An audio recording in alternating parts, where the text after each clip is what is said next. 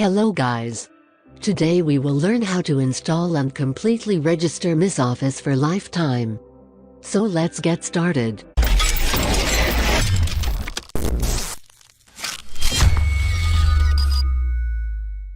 Open up your setup file. If you need this setup file, drop down your WhatsApp number in the comment section.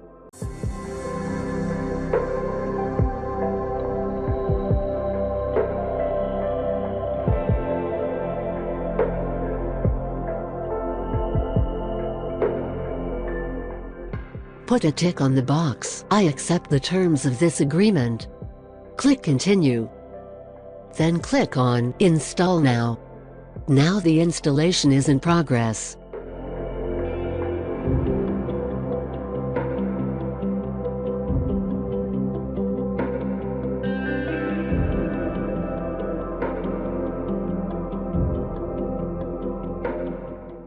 The installation process has been completed successfully.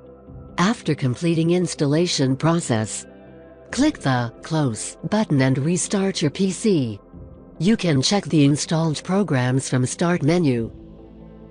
Now for full-time registration, click on the link on the top of your screen.